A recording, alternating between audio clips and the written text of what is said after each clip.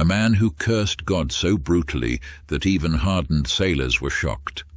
And yet, this same man would go on to write the most famous hymn in human history, "Amazing Grace, how sweet the sound that saved a wretch like me." This is the story of John Newton, a man whose life proves that no one is too far gone for God to rescue. It's a story of storms, chains, regret, and redemption. And if you've ever wondered whether grace could reach you, this story will answer that question once and for all.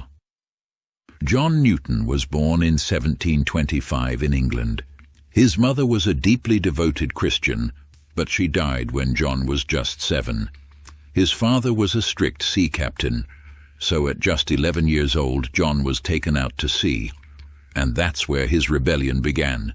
He drank, he fought, he cursed, he mocked God openly. He once said that he sinned with a high hand and made it his mission to drag others into sin with him. He was flogged, thrown in chains, nearly killed in mutinies. He even became a slave himself for a short time after falling out with his crew. But the lowest part of his story was still to come. Eventually, John Newton joined the transatlantic slave trade, transporting human beings in horrific conditions across oceans. He described African slaves as cargo. He packed them into ships like animals. He watched them suffer and die, and for years he felt nothing. This is the part of the story many skip over, but it's essential, because this is what makes grace amazing. In 1748, while sailing back to England, Newton's ship was caught in a violent storm. The sea raged. The vessel was tearing apart. Death felt certain, and in the chaos, the blasphemer, the slave trader, the rebel, cried out to God, "Lord, have mercy." He survived. And though his conversion wasn't instant, it began that night. Something shifted. He would later call it the hour I first believed. After the storm, Newton began reading scripture. He slowly gave up gambling, drinking, and cursing. He even started praying and studying theology. But here's the hard truth. He kept working in the slave trade for years after that night. Why? Because change takes time. Conviction isn't always immediate, but God kept working on his heart. Eventually, Newton left the trade, renounced slavery completely, and began studying for ministry. In his 30s, he became a pastor, and for the next decades he preached the gospel that had rescued him from himself. In 1779, John Newton, now a transformed man, sat down to write lyrics for a New Year's Day service. And what poured out wasn't poetry. It was a confession. "Amazing grace, how sweet the sound that saved a wretch like me. I once was lost, but now am found, was blind, but now I see."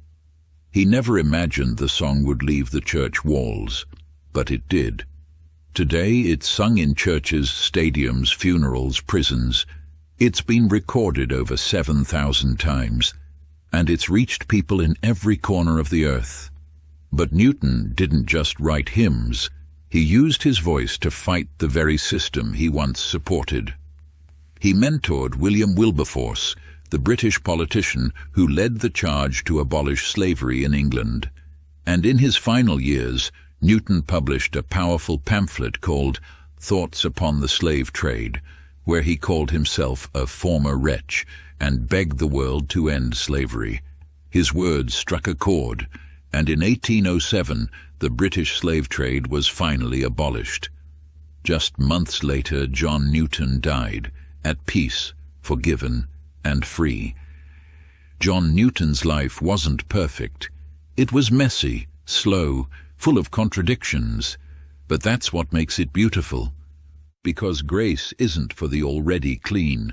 It's for the wrecked, the stained, the slave traders and the prodigals. He once said, "I am not the man I ought to be. I am not the man I wish to be. But by the grace of God, I am not the man I used to be." That's the gospel. So what can we learn from John Newton? No one is beyond redemption.